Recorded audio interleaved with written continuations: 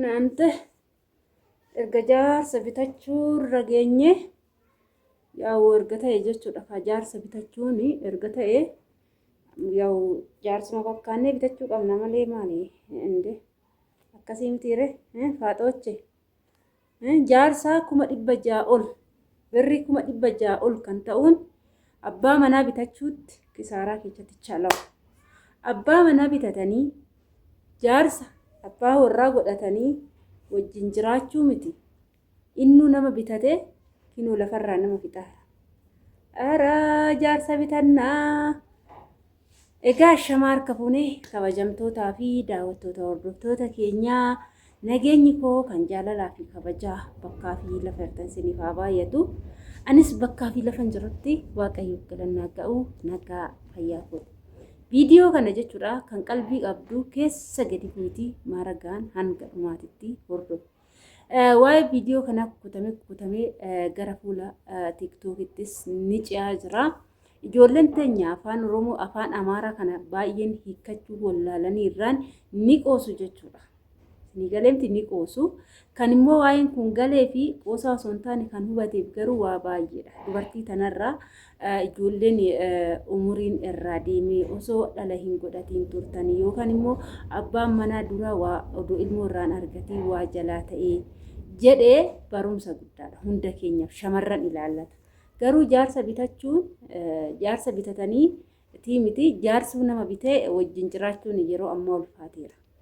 Egaa seenaa dubartii kanaa ijoolleen hanga dhumaa dhaggeeffattanii jiraattan ijoolleen Amaariffis ni galee jiru waa baay'ee irraa barattu. Dubartittiin tun nama biyya Arabaa hojjetee miti. Ijoollee baay'een shamarran biyya Arabaa jettanii kan dubbattanis ni jirtu. Garuu dubartittiin biyya Arabaa karaadhaa hin beektu hin hojjenne biyyuma keessatti jechuudha. Akkas ture. Dubartittiin tun abbaa manaa barbaaddi. Nama abbaa warraa isheedhaa ta'uu barbaaddi jechuudha. Kana jechuun immoo abbaa warraa dubartiin takka dhiira malee ilmoo godhachuu hin dandeessu. Kun ifa jiraam jire? Akka fedhes yoo ta'e dubartiin takka dhiira malee ilmoo godhachuu hin dandeessu. Dhiirri tokkos immoo dubartii malee ilmoo godhachuu hin danda'u. Kuni ifa jira. Isarratti kaa dubartittiin tuni abbaa manaa jalqaba ni qabdi. Ni galee jalqaba abbaa manaa ni qabdi. Abbaa manaa kanarratti jechuudha. Abbaan manaa ishee jalqabaa kuni osoo ilmoo wajjin hin uummatin jalaa boqate jechuudha. Abbaan manaa kun erga jalaa boqate garuu gadda abbaa manaa isheetiin turtii yeroo dheeraa teesse. Haa teessu malee ilmoo hin qabdu, dhala hin qabdu. Amma dhala hin qabdu waan ta'eef dhala godhachuu barbaaddi jechuudha.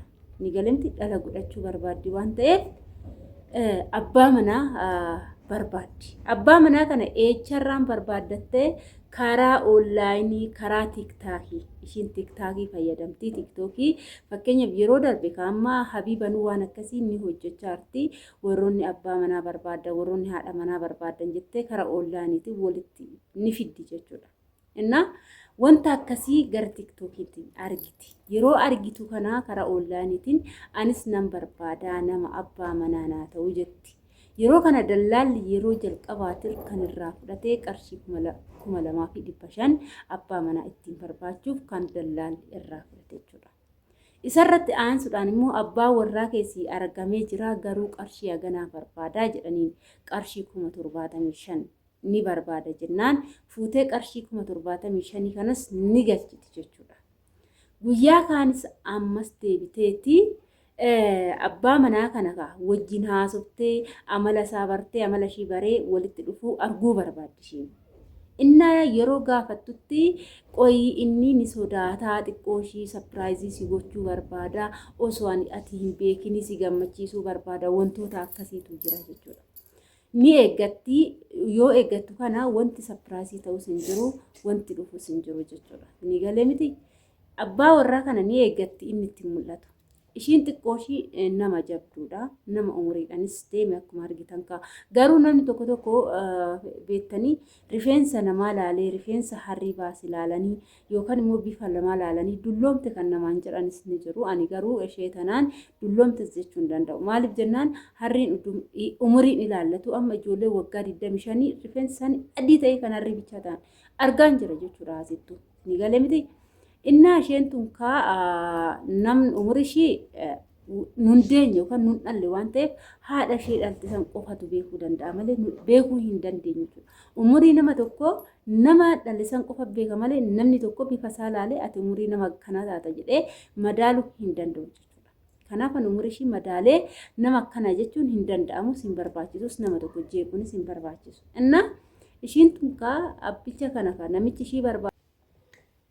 Egaa kaa akkuma isiniin jedhetti jechuudha abbaan manaa kiyya kunii nan arguu hin danda'u arguun barbaadaa bakka wal arguu barbaanna saniin booda wal fuunaa jedhuun yeroo jedhaniin sapiraayizii si gochuu barbaada waan ta'eef ati qophaa'ii waa'ee gaa'ela keetti jedhuun dhaggeeffadha. Dallaal eenyu kana dallaalicha ni galee yeroo kanatti ammallee aga eddee yeroo dallaalicha deebitee gaafattutti qarshii ammas 200 fi 50 ni barbaada akka kennituufi jedhan. Yeroo kana ammas ishiin tole jettee maallaqa kana ni galchite jechuudha. Amma walumaa galatti maallaqni ishiin galchite kaa kara 300 olii jala dhufeera. Maal gochuuf abbaa manaa bitachuuf. Ammas maallaqa kanas galchitee abbaa manichaa yeroo hedduutti inni dhufuu dide. Ni heddii hin dhufu. Ishiin abbaa manaa kana wanti isheen barbaaddeef irra guddina ilmoo irraa argachuuf. Ni galee yookaan immoo abbaa manaa tokko kaa wajjin jiraachuuf ta'a. Kaa kun fedhii ishii kaa isheetu beekaa waan kana gooteef immoo isheetu beekaa jechuudha. Innaa kana hundumaa erga gooteen boodattis ammas eeddee yeroo gaafattutti sapiraayizii si gochuu barbaada waan ta'eef ati obsumaan eeggadhu jedhaan. Eeddee umaa dadhabame.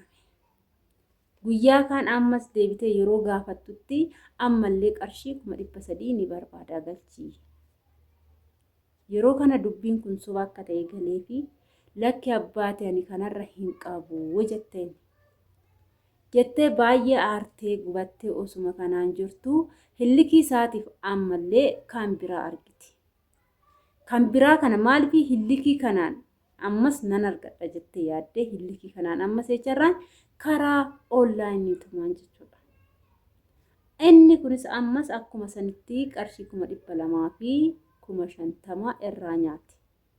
Erga kana godheen boodatti sunis immoo bilbilas bulookkii godhe.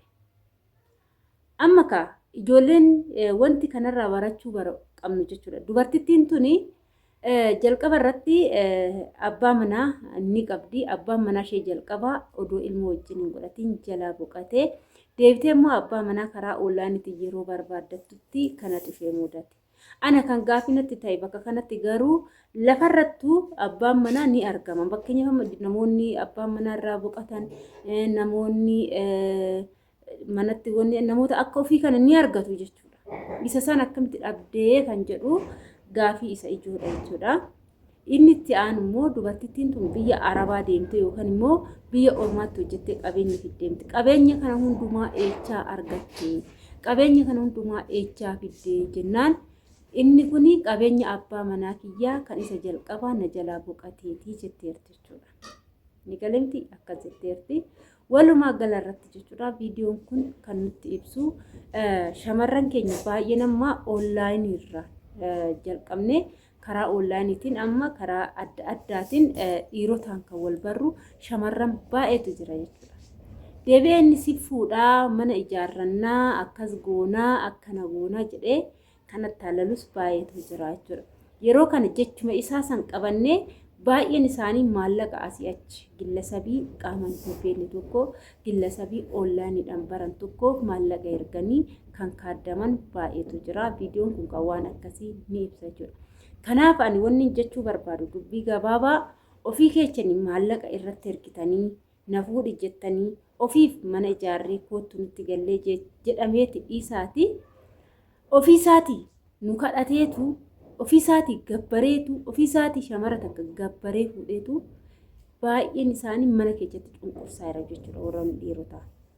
Dhugaa waan qalbii koo na cabse waan na azaazanii guyyaa kaleessa jechuudha amma obboleettii keenya imimmaan dhiiga bu'aa deemtu karaatti natti dhufte maal taatee boochee jedhee yoon gaafadhu abbaa manaa kootu na qaxaxxatee sin ajjeesa meeshaa dimtsi hin qabneen albeedhan jedhee na qaluuf morma narraan ga'e akkan taanetti buleen amma harkaa miliqee naan jettee viidiyoon itti isin hojjedha jedhee ishiinis jarjartee deemtee gara seeratitti deemte jechuudha gara mana seeratitti inni seeraan fuudheeyyuu sin ajjeesa jedha inni bitatanoo nama jiraachisa inni ofii keenyaaf namicha wantu nama warratu heerumsiisee ofisaatii gabbaree fuudhee haa ta'u immoo har'a haala kanaan dararaa jira. Inni seeraan nama fuudhee akkanatti nama darara inni ofii keenya ofiif shamarran maallaqa irratti erganii na fuudhi jedhan hangam nama jiraachisa. Kanatu na ajaa'ibee jechuudha. Egaa kana fakkaata viidiyoo kana warroonni isiniif hin galle dubbiin akkas ture jechuudha. Ijoollee baay'een osoo isin hin galini koomentii irratti waanuma hin taane laattu jechuudha. Kanaaf waa'ee viidiyoo jalqaba hubadhaatii saniin booda koomentii barreessaa. Viidiyoon kun maal agarsiisaa maal ibsa hanga dhumaatti dhaggeeffadhaa. Irraa baradhaa. Irraa hubadhaa. Muudannoo irraa baradhaa. Muuxannoo immoo irraa fudhadhaa. Egaa kana fakkaata hordoftoota keenya turtiin wajjin gootaniif ulfaadhaa galatoomaa hanga viidiyoo biraatiin walitti deemtutti turtii gaarii isiniif haa ta'u.